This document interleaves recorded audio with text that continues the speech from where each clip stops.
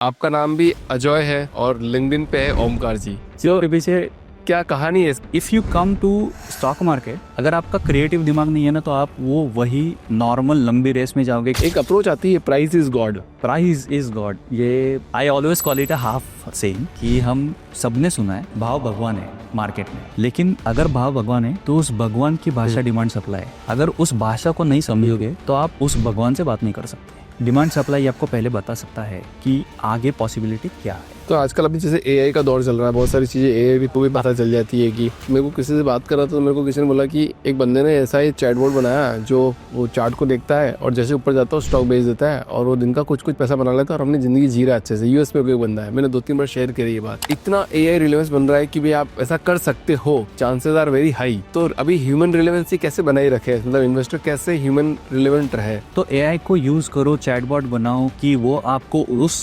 Company का या फिर ऐसे कुछ कंपनीज का डेटा निकाल के दे जो अभी उसमें कुछ एक्टिविटी हो रही है। ये इन्फॉर्मेशन ले लो, लेकिन एग्जीक्यूशन आप एआई पे मत रखो।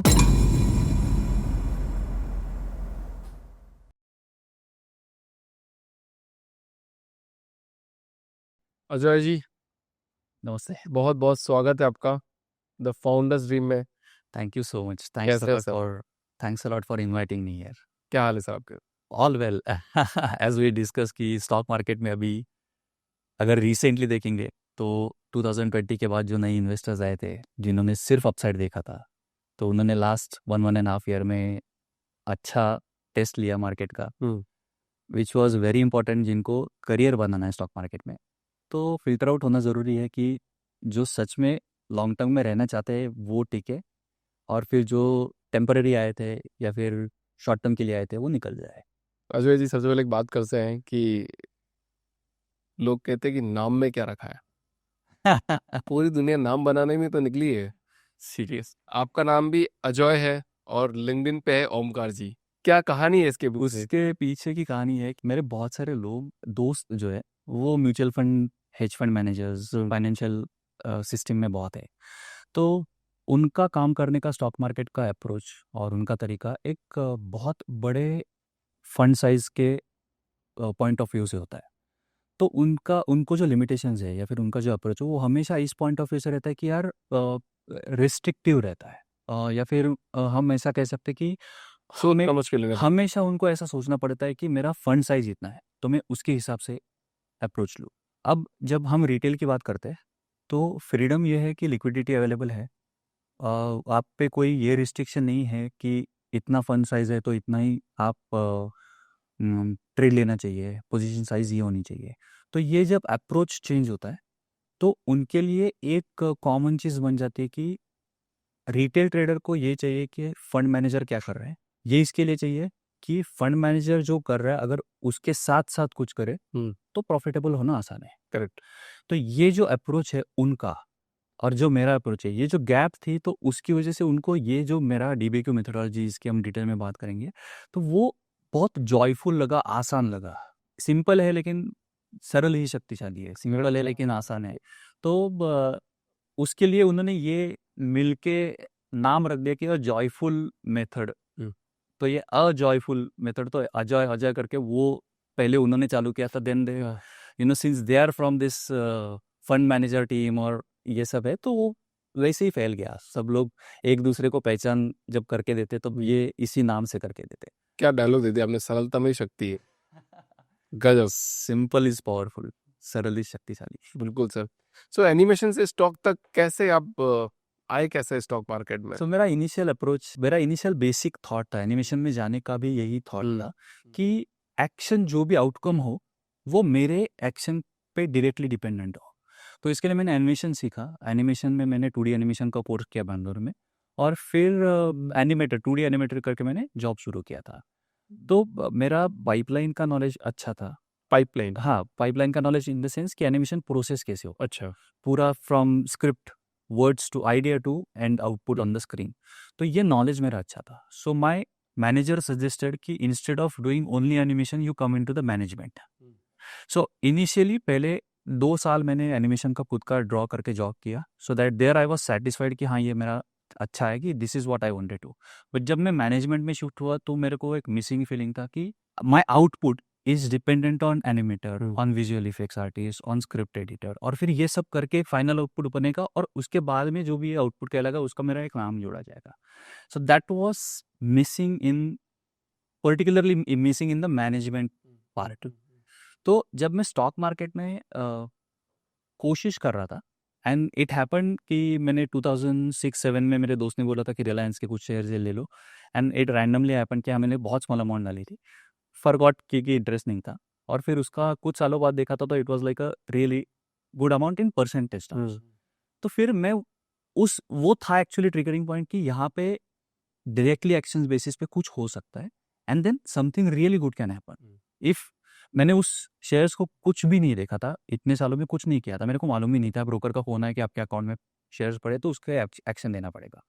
तो मैं सोच रहा था कि अगर मैं बिना कुछ किए ये हो सकता है, तो मैं कुछ करके अगर कुछ अच्छा करके कर पाऊँ तो और अच्छा हो सकता है शायद. सो दैट वाज लाइक कि shift from animation to stock market, seeking for the basic thing, satisfaction कि मेरे एक्शन पे बेसिस पे कुछ आउटपुट नहीं. तो जैसे क्रिएटिव फील्ड में काम कर रहे हो, ठीक है, दिमाग अलग लगाना है, और एक डेटा ड्रिवन अप्रोच होती है, करेक्ट. दोनों बिल्कुल अलग है. बिल्कुल क्रिएटिव में तो मतलब ये सामान यहाँ पड़ा तो इसको ऐसा रख देते हैं, करेक्ट. डेटा में ऐसा होता है कि नाप के रखना है. तो दोनों अप्रोच में काफ़ी डिफरेंस है. करेक्ट. तो पूरा शिफ्ट कर दिया आपने अपने अप्रोच को. सो एग्जैक्टली ये जो बेसिक थॉट है ना कि क्रिएटिव, आप अगर आप उसकी प्रोसेस पूरी जानेंगे ना, तो इट इज़ लाइक सेम कि पहले आइडिया होती है, फिर स्क्रिप्टिंग होता है, फिर उसको कोई एक आर्टिस्ट विजुअली ड्रॉ करता है, फिर उसमें रिफाइनमेंट होती है. सो this is again a division, parts, different data कि ये क्या है, कहाँ पे आएगा, and all those things. Like हम किसी एक एग्जाम्पल शूट के लिए बैठते तो बोलते कि यहाँ पे प्रॉप क्या होना चाहिए, यहाँ पे बैकग्राउंड क्या होना चाहिए. So these are the elements, these are the data points. तो वहाँ पे भी है, but these are like you are arranging it different way, तो वो क्रिएटिव लगता है. So if you come to stock market, अगर आपका क्रिएटिव दिमाग नहीं है ना, तो आप वो वही नॉर्मल लंबी रेस में जाओगे कि टेक्निकल एनालिसिस करोगे, फिर टिप्स बेसिस पे काम करना चाहोगे, and all those things happen with many. लेकिन क्रिएटिव दिमाग होना बहुत बहुत इंपॉर्टेंट है. जब हम इंडिकेटर की बात करेंगे, मैं तब आपको एक ऐसा पॉइंट बताऊंगा कि आपका दिमाग क्रिएटिव क्यों होना चाहिए, जो आपको इस जगह पे काम में आ सकता है. तो you will be amazed with that data point कि how someone is thinking creatively in financial market. Correct. तो फिर आपने कोई मेथड बनाया कि डीबीक्यू मेथड बनाया क्या? हाँ, सो कोई गैप आइडेंटिफाई करके मेथड बनाया? So basically I will tell you, होता क्या है जब रिटेल ट्रेडर्स और बड़े इन्वेस्टर्स या फिर बैंक से, जब मैं बड़े इन्वेस्टर से बात करता हूँ, बैंक से बात करता हूँ, for them technical analysis is 15-20%, but for retail traders technical analysis is 90-95%.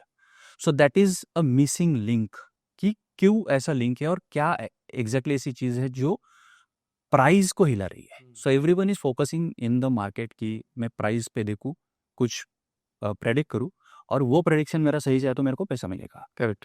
So this is the basic understanding why we are in the market. हर कोई पैसा कमाने के लिए आ रहा है. There are two parts I always divide, कि जैसे before I come to DBQ I will just separate this two parts. कि एक होता है आपका बिजनेस, आप यहाँ पे पैसा कमाने के लिए आ रहे हो, लेकिन ये बिजनेस है, ये बिजनेस करके आपको पैसा कमाना है. उस बिजनेस के लिए स्किल आपको चाहिए ट्रेडिंग की. करेक्ट. करेक्ट. करेक्ट. अंडरस्टूड. सो किसी, जैसे मेरा पहले एनिमेशन का बिजनेस था, तो मेरा एनिमेशन के बिजनेस में बिजनेस स्किल अलग है, और फिर मैं एनिमेशन करके वो बिजनेस करना चाहता हूँ, स्किल है. हाँ, स्किल तरह. सो नाउ ट्रेडिंग, जब आप ये सेपरेट करोगे तो आप एक ट्रेड पे डिपेंड नहीं रहोगे. आप एक ट्रेड के आउटकम पे खुद को जज नहीं करोगे. आप बोलोगे नहीं, मेरे को 10 करना है, उसमें से 6 सही आए तो मेरा बिजनेस ठीक ठाक चलेगा. हाँ, करेक्ट. अगर 3 सही आए तो मेरा बिजनेस ठीक नहीं चल रहा है. Then you will go back on the skills, refine दो स्किल्स एंड सी कि मेरे 10 में से कितने आए. तो रिटेल ट्रेडर का पहले तो ये माइंडसेट होना जरूरी है कि मैं ट्रेडिंग में हूं तो मैं बिजनेस में हूं, क्योंकि मेरे को इसमें करियर बनाना है, मेरे को इसमें सालों साल पैसे कमाने हैं.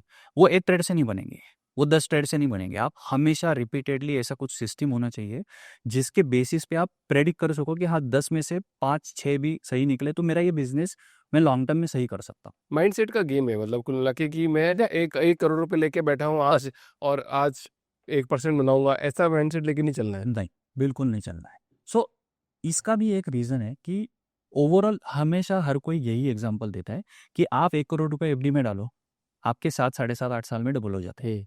अगर आपको वो पैसा 4 साल में डबल करना है, 5 साल में डबल करना है, तो ट्रेडिंग बिजनेस वो आपको करके दे सकता है। 4-5 साल डबल कर हाँ, सकता है।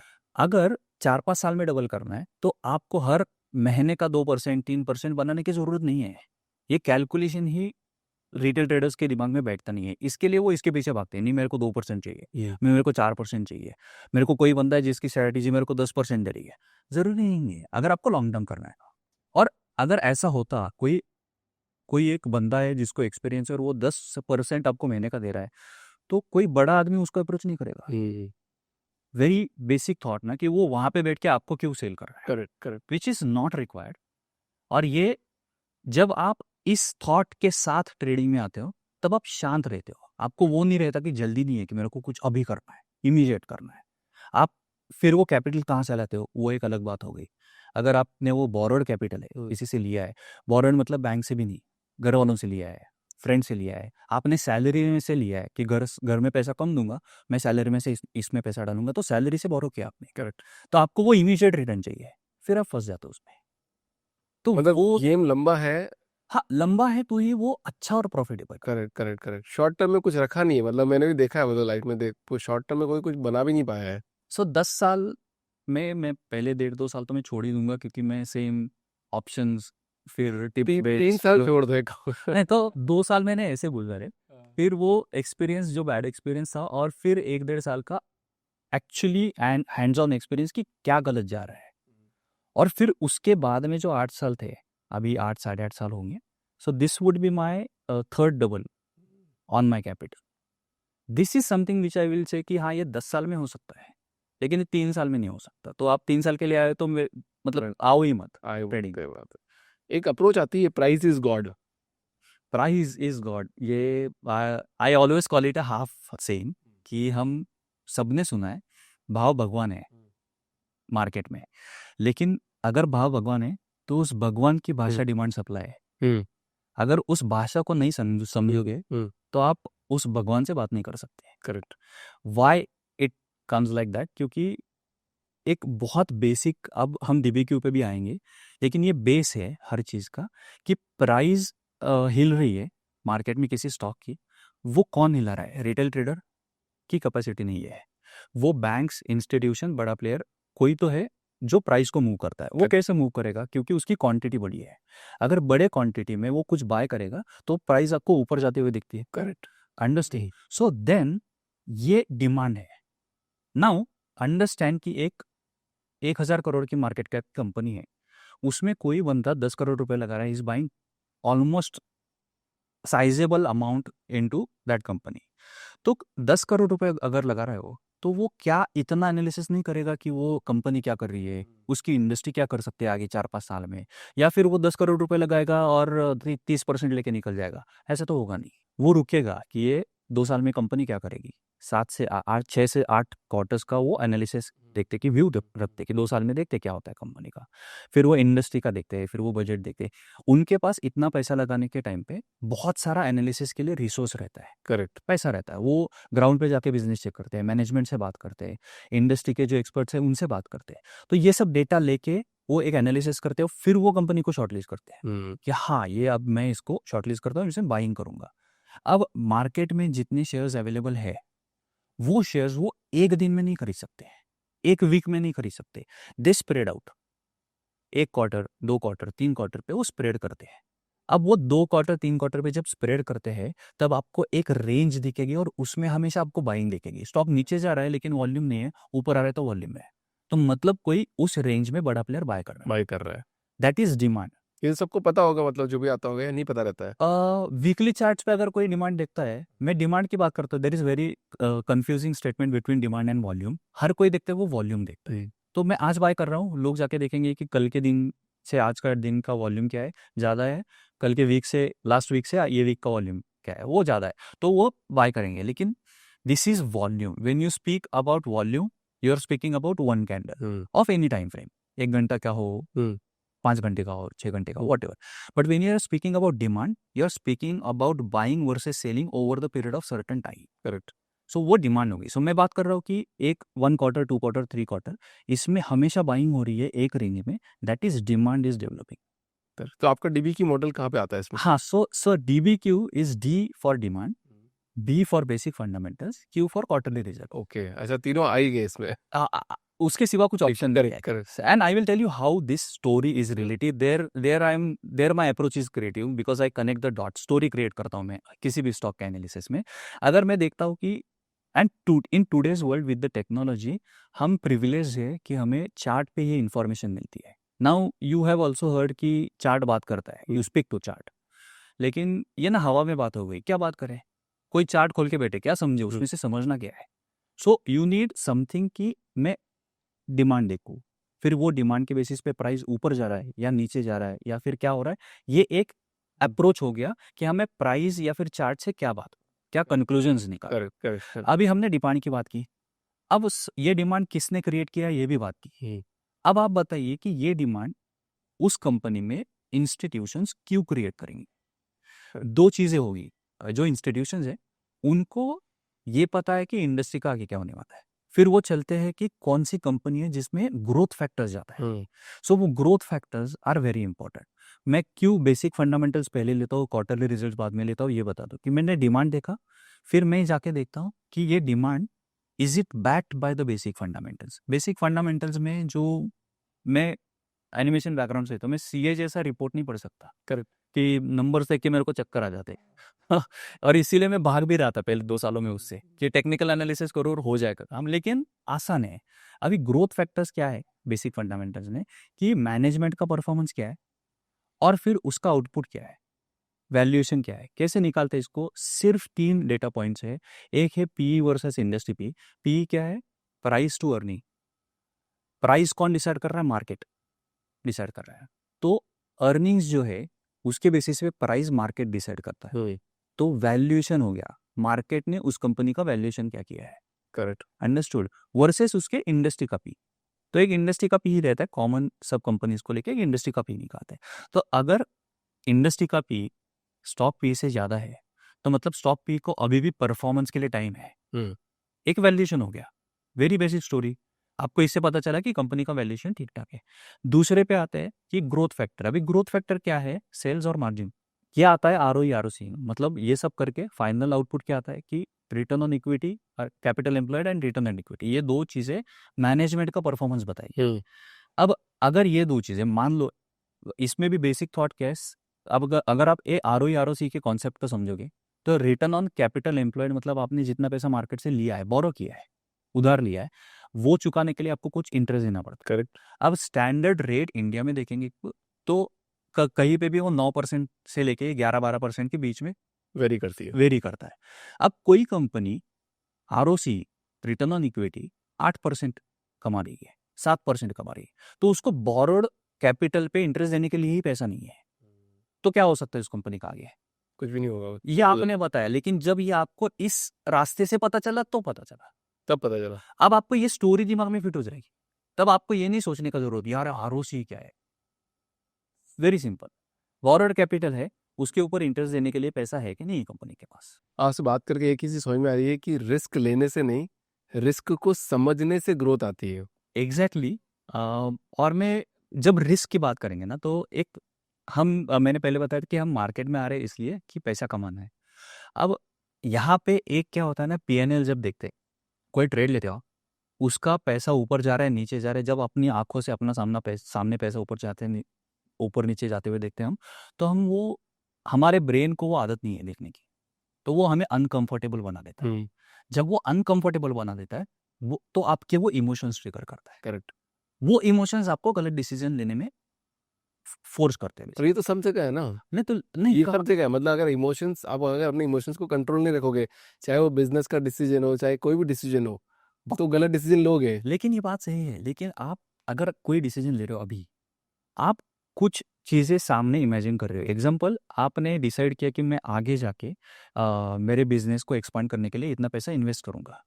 वो फिगर जो है ना, पैसा जो एक्चुअल नंबर्स आपको सामने फ्लक्चुएट होते हुए नहीं दिख रहे हैं, वो कुछ 3 महीने बाद दिखेंगे। हाँ, मैंने स्पेंड इतना किया वर्सेस मेरा आउटपुट इतना, या अब देखते कि वो, इसके लिए आप एक्सेल रिपोर्ट निकालोगे, फिर उसके ऊपर मीटिंग बुला के डिसीजन होंगे।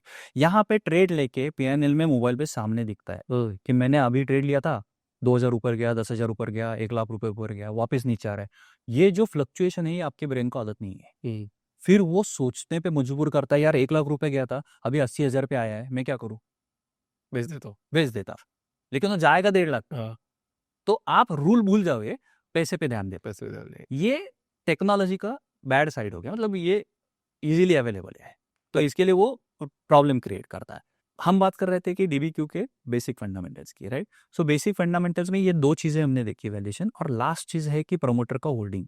अगर प्रमोटर का होल्डिंग 40-45% से ज्यादा है तो ऑब्जर्वेशन ये रहा है कि जिसको अपने कंपनी में ही भरोसा है, दूसरा आदमी उस पर भरोसा रख सकता है। Correct. लेकिन जो प्रमोटर को खुद के कंपनी में भरोसा नहीं है, वो आइदर वो प्रमोटर खुद सेल करेगा, खुद के शेयर जो है वो सेल करेगा, कम करेगा स्टेक, और फिर इंस्टीट्यूशंस बाय करेंगे। तो ऐसे कंपनी में मतलब मेरा अप्रोच ये है कि ऐसे कंपनी में मैं थोड़ा दूर रहता हूँ, कि जिसको अपने कंपनी पे भरोसा नहीं है। अगर मान लो कि उसके कंपनी वो जो क्वार्टरली रिजल्ट है फिर उसमें गाइडेंस आते हैं, वो प्रमोटर्स बात करते हैं इंस्टीट्यूशन से, वो कॉल सुनेंगे तो उसमें वो बोलते हैं कि इंडस्ट्री 10 साल में इतना ग्रो होने वाला है, मेरा बिजनेस इतना ग्रो होने वाला है। अगर ये सब कुछ है तो आप खुद के स्टेक क्यों बेच रहे हो? मैं तो चाहूंगा ना कि मेरी कंपनी इतनी बड़ी हो रही तो मेरा शेयर और बढ़े। करेक्ट। तो ये हो गया 40-45% का वैल्यूएशन, ये बेसिक फंडामेंटल हो गया। ये अट्रैक्ट करते हैं इंस्टीट्यूशंस को, हाँ भाई इसका आरओई आरओसी अच्छा है, वैल्यूएशन अच्छा है, और फिर इसका प्रमोटर का होल्डिंग भी ठीक ठाक है। ये बेसिक अट्रैक्शन हो गया। अब क्वार्टरली रिजल्ट्स का प्रोग्रेस बताता है कि कंपनी क्वार्टर ऑन क्वार्टर में सेल्स का क्या ग्रोथ करी है। करेक्ट। सेल्स का ग्रोथ बहुत इंपॉर्टेंट है, हम थोड़ा उसमें डिटेल बात करेंगे। लेकिन ये डीबीक्यू जो है, मैं बता रहा था कि ये एक स्टोरी है, आप इसके डॉट्स कनेक्ट करो कि D for demand and supply, demand on the chart. अगर डिमांड दिख रहा है तो गो बैक एंड चेक कि ये is it backed by basic fundamentals and quarterly results. अगर वो नहीं है तो स्टॉक बिना किसी वजह से, शायद न्यूज की वजह से ऊपर जा रहा है, वो बाद में नीचे आ सकता है। एब्सोल्युटली। दूर रहो। तो ये DBQ is it is going to, मतलब मेरे लिए इसने मैजिकल काम किया है। ये जो स्टोरी मैं हमेशा कनेक्ट करता हूँ, क्या आपके लिए मैजिकल काम क्या सबके लिए करेगा? सी अगर मैं जैसे आपको बताया, अभी रिसेंटली बजट आया था, 1 फरवरी को बजट आया था। उसके पहले हफ्ते में, लास्ट वीक में, उसके पहले वाले हफ्ते में तो मैंने कुछ स्टॉक्स ग्रुप पे डाले थे। कंज्यूमर गुड्स वाले स्टॉक्स थे, या फिर सेमीकंडक्टर्स वाले थे, या फिर 2-3 इंडस्ट्री के स्टॉक्स थे। ऐसा क्यों हुआ कि वो स्टॉक्स जब बजट आया तो उस दिन और उसके दूसरे दिन उन्हीं इंडस्ट्री के स्टॉक्स बहुत भागे, 10-10, 20-20% ऊपर गए। Members are still holding some positions. ऐसा क्यों हुआ? तो is it a rocket science, या फिर मेरे को कुछ अंदर की टिप थी, या फिर मैंने कुछ किसी से कुछ पूछा था? ऐसा बिल्कुल नहीं होता। इट इज प्योरली डिमांड, कि वहां पे डिमांड डेवलप होते हुए दिख रहा था कि यार यहाँ पे कुछ हो रहा है। नाउ अगर मेरे को डिमांड दिखे और बाकी सब कुछ अलाइन हो, मैं फिर भी मेरा पूरा पोर्टफोलियो उस पर नहीं लगाऊंगा, because then it's a risky bet. Correct. अगर नीचे गया तो मैं अलाइन करके, रिस्क मैनेज करके, मैंने पोर्टफोलियो का कुछ हिस्सा उस पर लगाया कि हाँ ये यहाँ पे मेरे को एक्टिविटी होते हुए दिख रही है डिमांड बेसिस पे, then I can take action. Correct. तो डिमांड बेसिस पे is the base criteria of what we do in stock market. तो डीबीक्यू का कौन सा ऐसा पार्ट है जो रिटेल इन्वेस्टर इग्नोर करते हैं और बड़े इंस्टीट्यूशंस कभी कॉम्प्रोमाइज नहीं करते हैं? एक्चुअली अगर रिटेल इन्वेस्टर्स की बात करें जो नए मार्केट में आते हैं, वो टेक्निकल एनालिसिस पे बहुत डिपेंडेंसी रखते हैं। अब टेक्निकल एनालिसिस बुरा नहीं है, लेकिन वो टेक्निकल एनालिसिस में वो डिमांड को ही भूल जाते हैं, वो सिर्फ प्राइस को चेस करते हैं। तो बार बार आपका पॉइंट सिर्फ डिमांड आ रहा है, डिमांड आ रहा है। एग्जैक्टली। अब मैं बताता हूँ आपको कि मान लो कि आपने डिमांड को इग्नोर कर दिया, आप सिर्फ प्राइस एनालिसिस कर रहे हो, तो प्राइस अगर ऊपर जा रहा है तो मतलब ये बहुत फेमस इंडिकेटर्स है, RSI, MACD, EMA यूज करो, बॉलिंजर बैंड यूज करो, ये सब प्राइस बेस्ड इंडिकेटर। ये क्या होता है, जब प्राइस ऊपर जाता है तब RSI आपको प्लॉट करके दिखाएगा कि हाँ ये ऊपर जा रहा है। उसको RSI को जब आप देखते हो एक वैल्यू और डिसाइड करते हो कि हाँ ये अब ऊपर जा सकता है, मैं यहाँ पे ले पोजीशन बना सकता हूँ, क्या RSI डिमांड को देख रहा है? क्या RSI वैल्यू को देख रहा है, मतलब वॉल्यूम को देख रहा है? नहीं देख रहा है, वो सिर्फ प्राइस बेसिस पे आपको प्रेडिक्ट करके बता रहा है। करेक्ट। तो अगर आपको ये मालूम नहीं है कि ये प्राइस ऊपर जो जा रही है, वो प्राइस ऊपर जा रही है डिमांड के साथ जा रही है या नहीं। अगर डिमांड के साथ नहीं जा रही है तो आपने बहुत बार सुना है कि ब्रेकआउट फेल हो जाते हैं। वो ब्रेकआउट फेल हो जाते हैं, इसका रीज़न ही यही है कि उसमें डिमांड नहीं रहता है, वो गलत जगह पे बाइंग होती है। करेक्ट। उन्हें वहाँ पे ये देखना ज़रूरी है कि यहाँ पे मेरा डिमांड सही है कि नहीं है। अगर वो डिमांड है तो ठीक है। तो जो मिसिंग पार्ट बोल रहे थे ना, तो अगर मान लो कि कोई रिटेल इन्वेस्टर थोड़ा सा आगे जाके डिमांड को एनालाइज कर लेता है, तो वो ये मिस कर देता है कि ये डिमांड बेसिक फंडामेंटल्स और क्वार्टर रिजल्ट की वजह से आ रहा है या फिर उसमें ये लिंक नहीं है। Absolutely right. तो ये लिंक होना बहुत बहुत इंपॉर्टेंट है। तो अभी जैसे डिमांड सप्लाई की बार बार अपन कर रहे हैं, तो डिमांड सप्लाई चार्ट इंडिकेटर के मुकाबले क्या रिवील करते हैं जो ऑफन मिस हो जाते हैं? सो अभी हम बात कर रहे थे कि डिमांड ऐसे क्या प्रेडिक्ट कर सकते हैं जो प्राइस प्रेडिक्ट नहीं करते।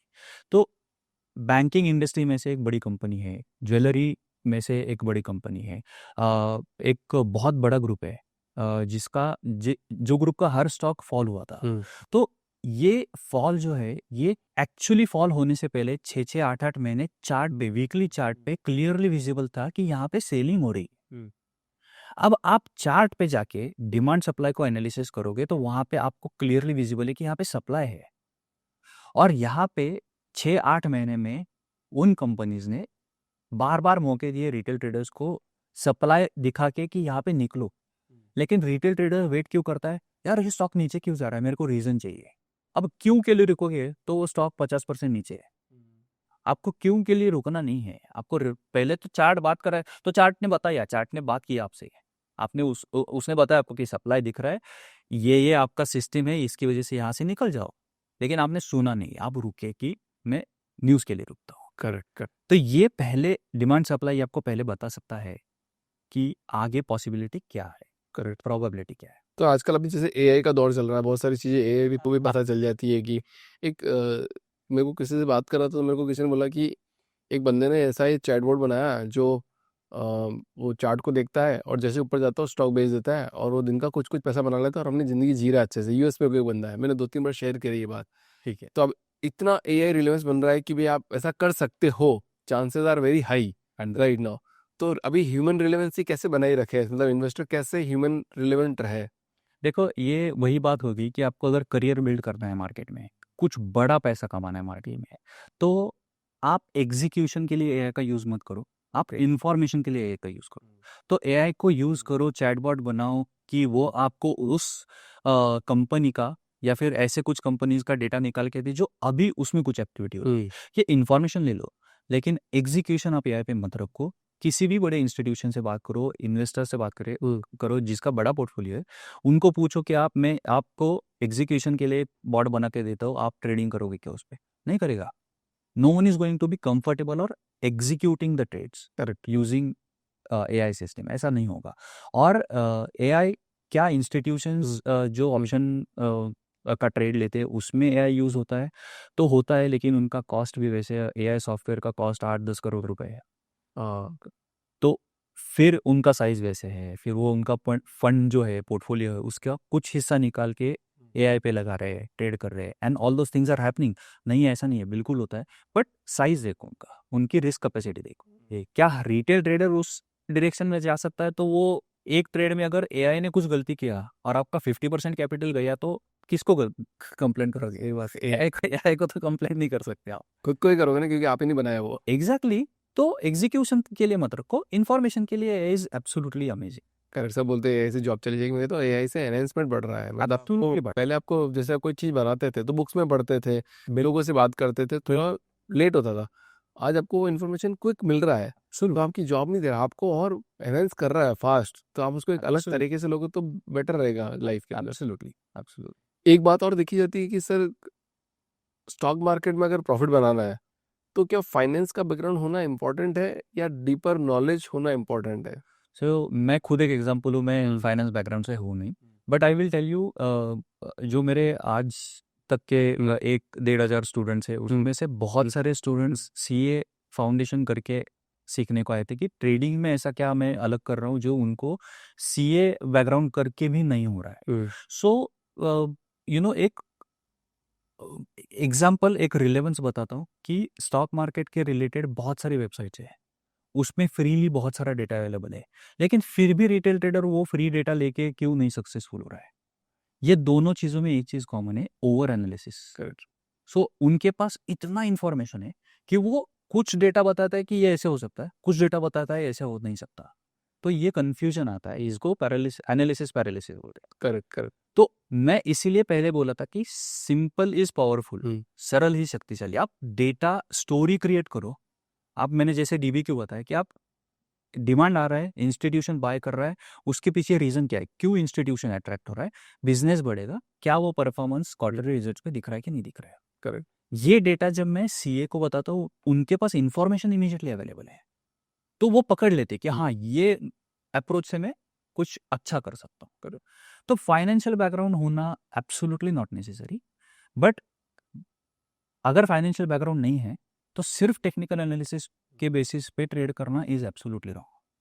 आप भी सोशल मीडिया पे हो, सोशल मीडिया पे देखते हो कि बहुत सारे इन्फ्लुएंसर बड़े बड़े टीचर अपने को गुरु कहते हैं, 500 करोड़ रुपए का रेट पड़ता है उनके यहाँ पे।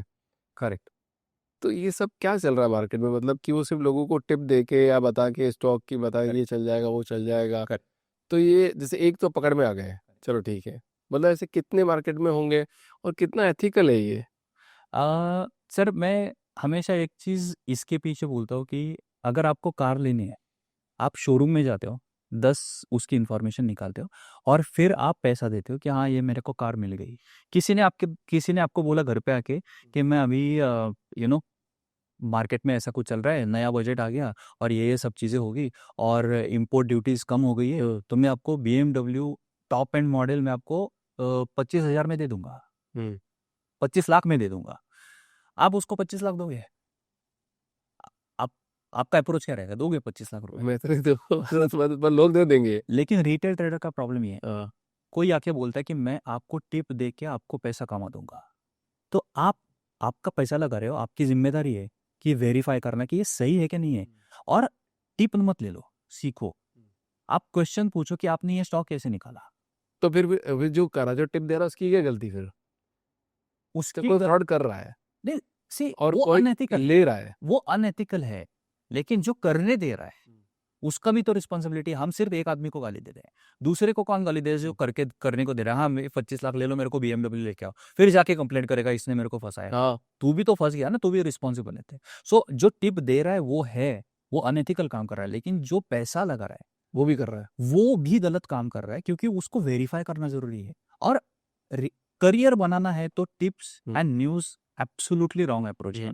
आप सीखो, भले इस पे टाइम जाए, लेकिन आपको करियर ही बनाना है, तो आप 4-5 साल दे दो, फिर आप जिंदगी भर उसमें पैसा कमाते रहो। चलो आप बिल्कुल डिफरेंट बैकग्राउंड से थे, एकदम बिगिनर से कंसिस्टेंट परफॉर्म कर रहे हो और 7-8 साल होने में आ गए हैं। 8 साल कम 10 साल।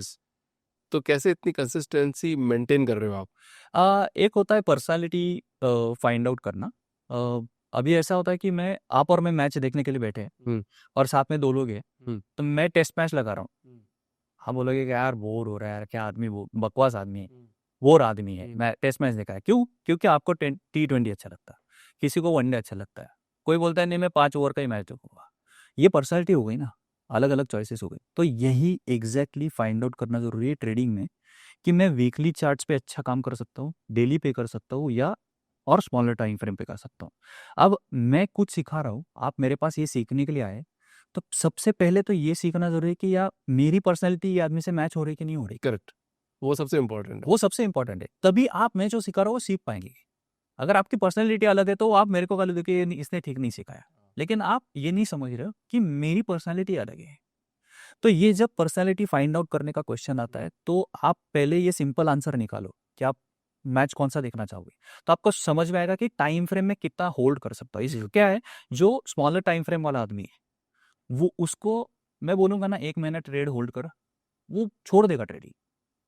वो बोलेगा नहीं मेरे को आज लूँ, मैं कल मेरे को बताओ, मैक्सिमम कल तक बताओ, नहीं तो आज दिन भर में ही क्लोज करो।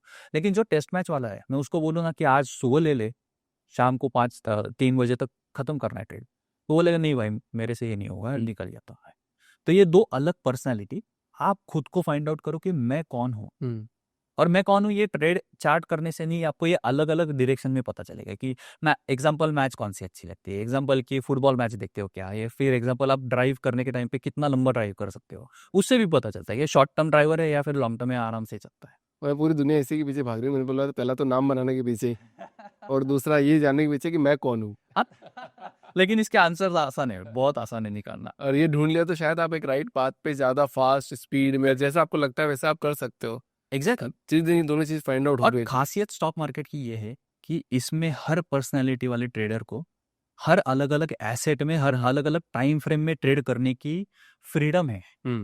तो आप डे ट्रेडर हो तो आप डे ट्रेडिंग करके भी पैसा कमा सकते हैं, लेकिन आप फाइंड आउट तो करो कि मैं डे ट्रेडर। करेक्ट। बहुत बढ़िया सर। मतलब डीबीक्यू मेथड आपने बताया मेरे को इस पॉडकास्ट में। स्मॉल पावरफुल पॉडकास्ट है क्योंकि आजकल लोग ज्ञान थोड़ा कम सुनते हैं ना। तो आपकी एक लाइफ की लर्निंग क्या है, मतलब कैसे सिंपल मंत्र बताओ जो आपने अपनाया ताकि लोग भी उसको अपना सके स्टॉक ट्रेडिंग के अंदर और शायद सक्सेसफुल बन सके। राइट। सो जब भी ये बाकी सीधा स्ट्रैटेजी और एनालिसिस ये दो अलग अलग पार्ट है। अब इसको मैं कैसे करता हूँ कि मैंने स्किल्स तो सीख ली है कि मेरे को क्या स्किल से ट्रेड करना है, बिजनेस करना है, लेकिन फिर भी जैसे सुबह उठ के हम एक बोलते हैं ना कि हाथ जोड़ के बोलते हैं आज का दिन अच्छा जाए। तो जब भी मैं ट्रेडिंग डेस्क पे बैठता हूँ तब मैं रिपीट करता हूँ कुछ चीज़ें कि ये मेरे को कुछ भी करके याद रखनी है, मैं इसको छोड़ के कुछ नहीं करूँगा। तो सबसे पहले उसमें इंपॉर्टेंट चीज़ आती है कि एनवायरनमेंट क्या है, आज जिस सिस्टम से मैं ट्रेड कर रहा हूँ, मेरा जो सिस्टम है क्या आज उसके लिए एनवायरनमेंट फ्रेंडली है कि नहीं है। एक सबसे पहला वो इंपॉर्टेंट, उसको मैं हमेशा बोलता हूँ repeat this, environment first, industry next, stop last. अगर आप ये पहले 5 सालों में भी सीखोगे करियर के तो आप बहुत आगे निकल जाओगे। लोग 10-10 साल करके भी यहाँ तक पहुंचते नहीं।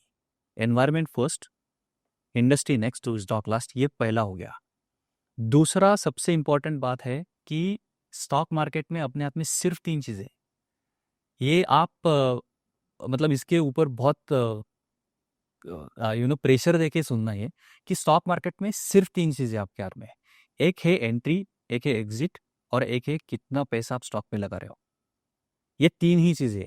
कैसे कि आपने एक एंट्री कर ली, एंट्री करने के बाद स्टॉक ऊपर जाएगा नीचे जाएगा क्या होगा वो आपके हाथ में नहीं है, वो मार्केट के हाथ में। आपने प्रोबेबिलिटी लेके स्टॉक लिया है but it's not in your hand.